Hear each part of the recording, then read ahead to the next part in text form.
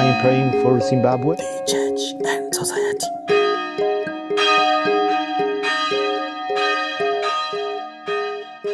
The Church and Society.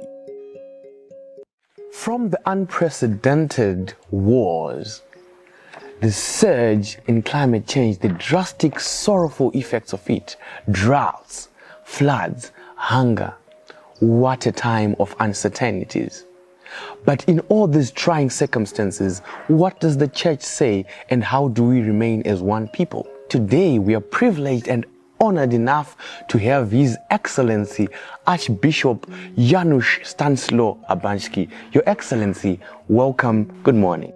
Good morning, and thank you very much for this opportunity to meet and to present some of the concerns, because definitely, as you mentioned, the current situation is extremely complex, and it's not easy to give sort of satisfactory answer to those problems, issues. It's important, I think, to recognize the many challenges and to try to address them in the way as it can be possible. So thank you very much. Thank you very much for this opportunity, and good morning to everyone.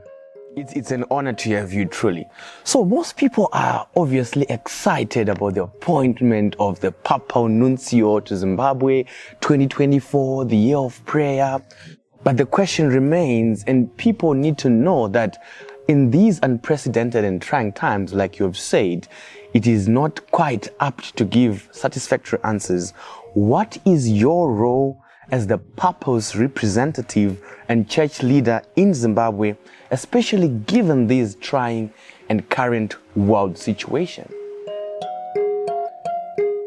I think that the first question should come to our mind concerning even the title, Papal representative, Papal Nuncio. What does it mean?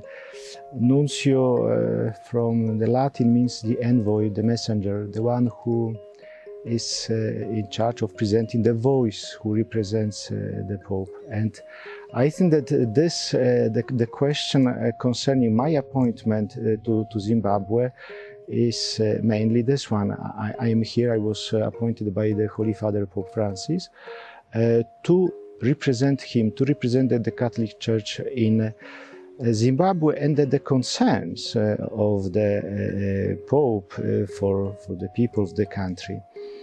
You mentioned from the beginning the circumstances of the world, not easy, but I think that what is extremely important for us is always to focus on what we have here, what we experience in a country, and the situation of Zimbabwe people and difficulties. And I think that this is like the one of the important tasks for the Nuncio, is while sort of working in order to establish, to promote the bonds of unity between the Holy Father and the Catholic Church and the Church in your country. So there are sort of many responsibilities incumbent on Nuncio, how and what he must address, and about his roles and the task in the country. This is towards the Catholic Church, because the task of the Nuncio is twofold, because it's one to the Catholic Church, and another is to the government as representative of the Holy Father, who is sort of dealing with the issues concerning the situation of the country and the government of Zimbabwe. And this is always for the sort of benefit for the local people. So even the mission of the Nuncio towards the Catholic Church or towards the government and the relation with the government is always in order to sort of promote the respect for human rights, fundamental freedoms, so that the freedom of the religion, of conscience, belief. So those are the elements extremely important for Nuncio, and he is asked to sort of promote. After the election of Pope Francis, he sort of presented the importance, three elements for the Catholic Church and for the mission of the Vatican, of the Holy See diplomacy. The first was the one, and for the task of the nuncio, to fight poverty. The second is sort of to construct bridges. And the third one is to achieve the world peace. And this goes, on one hand, directly to the situation of Zimbabwe, to issue the concerning the fighting poverty. But the others, they're more, and even to building bridges, so the connecting the people and the country with the Holy See. But even this one is to create the conducive environment, some kind of to having to be open to dialogue, to be open to what are the sort of issues concerning like entire population in Zimbabwe, but those they're opening over always to the question, global questions concerning this kind of dialogue, negotiation, and this is like the process, like the way if we want to achieve peace globally. Wow, that is so substantive. Men of zeal, men of prayer, men of initiative, promoting dialogue. Well, that's it about the nuncio. But how do you yourself, Your Excellency, feel about representing Papa Francesco in Zimbabwe? And as you say, maybe as the nuncio and man of zeal, what are your desires for serving the Catholic Church in Zimbabwe?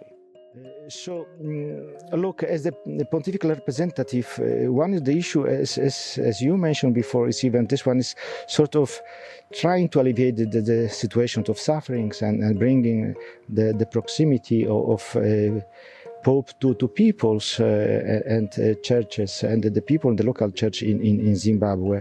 And this is, I think, that something extremely important in the current your situation. So how to alleviate, how to bring, how to address the issue is again some kind of the desire I would love to do, but in order to accomplish task, I need to work with local people, local community, local churches, and so to be united in this kind of addressing the problems, the issues that are lying ahead of you. My episcopal motto is that voluntas Dei pax nostra. So which means that God's will is our peace.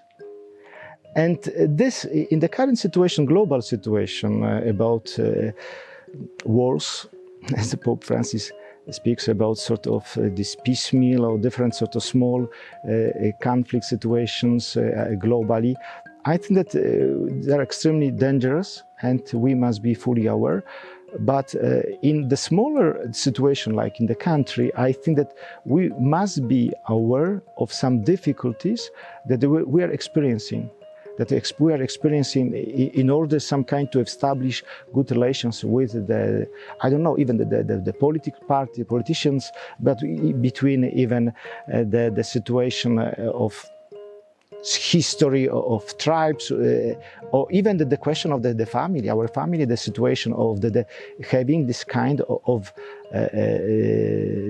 deep respect for peace and to respect for each other.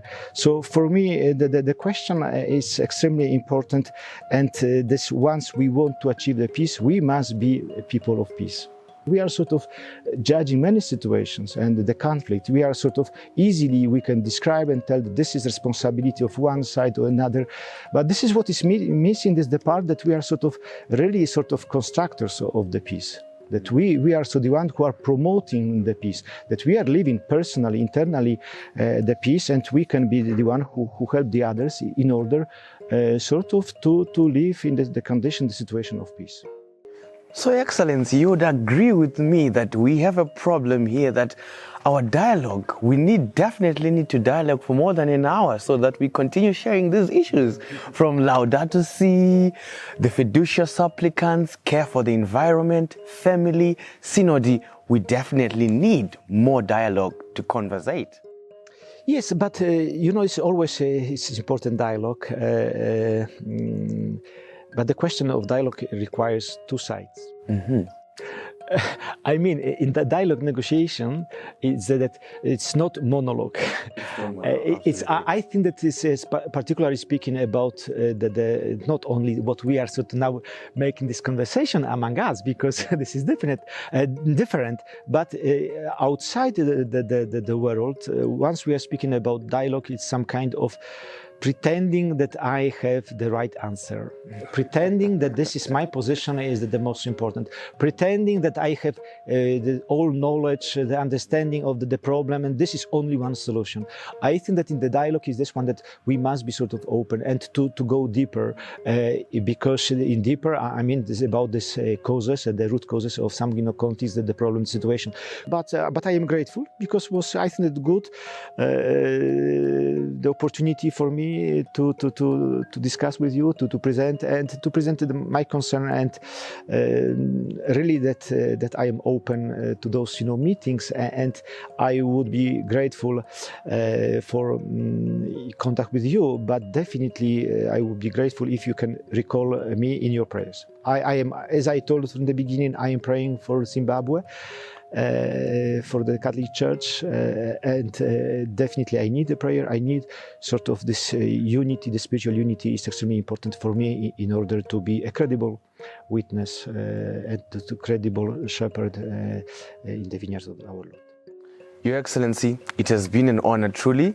We'll always keep you in our prayers. And to our viewers watching us, you heard from His Excellency that he said we would need more than one session to discuss these issues. Stay tuned, but keep us in your prayers. Until next time, goodbye for now.